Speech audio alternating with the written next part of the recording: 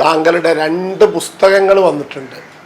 ഒന്ന് ജമാഅത്ത് ഇസ്ലാമി ആരുടെ സൃഷ്ടി, രണ്ടാമത്തത് ഇബ്ലീസിന്റെ സായുജ്യം. ആ പുസ്തകങ്ങളെ കുറിച്ചൊന്ന് കുറച്ച് വിശദീകരിച്ചാൽ. പുസ്തകങ്ങൾ ഇസ്ലാമിക് സെൻറ്ററിലും മദീന മസ്ജിദിലും എന്നോട് കാണിക്കപ്പെട്ട കഠിനമായ ദുലുമുണ്ടല്ലോ. സെയ്ദ് കുത്തുബിന് ഈജിപ്തിൽ അനുഭവപ്പെട്ട പോലെയുള്ള കുറേ ദുലുമുകൾ, അതിൻ്റെ പേരിൽ എൻ്റെ വൈരാഗ്യം ഞാൻ പ്രകടിപ്പിച്ചതാണ് ആ പുസ്തകത്തിൽ. അതാണ് എൻ്റെ ഓർമ്മ. അപ്പോൾ ജമാഅത്തെ ഇസ്ലാമി വഴിതെറ്റിപ്പോയതാണ്, അത് ഉണ്ടാകാൻ പാടില്ലാത്തതാണ്, അതിൽ ഞാൻ സ്ഥാപിച്ചിട്ടുണ്ട്. അങ്ങനത്തെ ഒന്നും ഉണ്ടാകാൻ പാടില്ലായിരുന്നു. മാത്രമല്ല, അത് ഉണ്ടായിപ്പോയതിൻ്റെ പേരിൽ നമ്മളിൽപ്പെട്ട കുറേ ആളുകൾ കൂടുതൽ വൃത്തികേടിലാകുന്നുണ്ട്. നല്ല നല്ല മനുഷ്യന്മാർ തന്നെ വേണ്ടാണ്ട് വഞ്ചകനും കള്ളനും പിന്നെ മറ്റേ ചട്ടമ്പിയിലായി പോകുന്നുണ്ട് പാർട്ടിക്ക് വേണ്ടിയിട്ട്. അത് ഞാൻ അതിൽ സ്ഥാപിച്ചിട്ടുണ്ട്. അവരൊക്കെ നല്ല മനുഷ്യരായിരുന്നു, പക്ഷെ പാർട്ടിക്ക് വേണ്ടി ചട്ടമ്പിയായതാ. രണ്ടാമത്തെ പുസ്തകത്തിൽ ഇത് ഇബ്ലീസിൻ്റെതാണ്, ഇത് പ്രൊഡക്ഷനാണിതെന്ന് ഉള്ള എൻ്റെ ബോധ്യം ഞാൻ സ്ഥാപിക്കാൻ ശ്രമിച്ചിട്ടുണ്ട്. അത് എത്രത്തോളം അത് വിജയിച്ചത് എനിക്ക് നിശ്ചയമില്ല. അതാണ്. അതല്ല എൻ്റെ ചുരുക്കം എൻ്റെ കണ്ടെത്തൽ, മതപ്പാർട്ടികൾ മതസംഘടനകൾക്ക് തെറ്റ് പറ്റിയിട്ടില്ല, സംഘടനകളാണ് തെറ്റിയത്. സംഘടനകൾക്ക് തെറ്റ് പറ്റിയിട്ടില്ല. അത് അങ്ങനെയൊക്കെ തന്നെയാണ് വേണ്ടത്.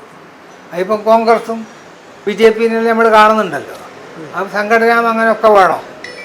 പക്ഷെ ഇസ്ലാമിൽ അങ്ങനെ പാടുണ്ടോ? ഇസ്ലാമിൽ അങ്ങനെ പാടില്ലായിരുന്നു. ഇസ്ലാം ഇന്ന ദീന ഇൻദല്ലാഹിൽ ഇസ്ലാം, ഇസ്ലാം ഒറ്റ ഒന്ന് മാത്രം. ഓൺലി വിമൽ എന്ന് കേട്ടിട്ടുണ്ട് ഒരു കാലത്ത്. അപ്പോൾ ഓൺലി ഇസ്ലാം, അത് ഇസ്ലാം തന്നെ. അതിന് പിന്നെ കൂടെ ഒന്നും വെച്ച് കെട്ടണ്ട. വെച്ച് കെട്ടുന്നതൊക്കെ നേരത്തെ ഞാൻ പറഞ്ഞില്ലേ, 23 കൊല്ലം തുടർച്ചയായിട്ട് മതിയെ. എന്തിനു ഞാൻ ഇപ്പം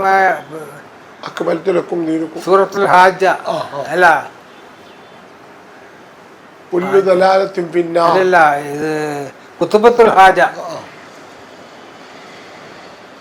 ഷറല്ലമൂരി മുഹദാത്തുവ കൊല്ലം, അത് നബി അടിസ്ഥാനപരമായിട്ട് നമ്മളെ പഠിപ്പിച്ചതാ. അതായത് ഒന്നും കൂട്ടിക്കെട്ടരുത് കേട്ടോ.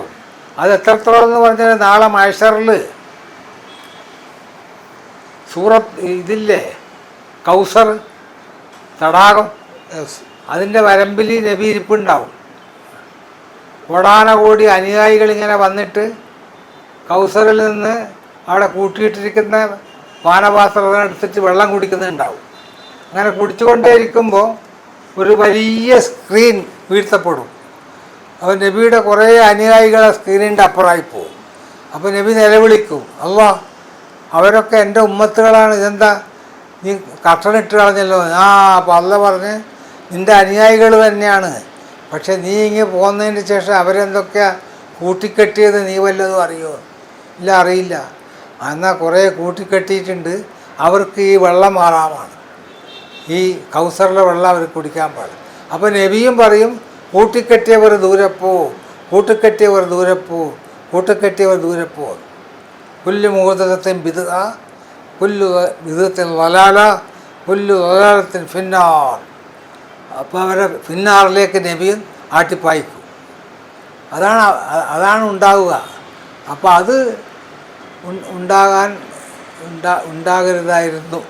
അത് കേരളത്തിലെ മുസ്ലിങ്ങളും തിരിച്ചറിയണം. നമ്മൾ ഇതിൻ്റെ പുറകെ പോയാൽ ഈ കൗസറിലെ വെള്ളം തടയപ്പെടും.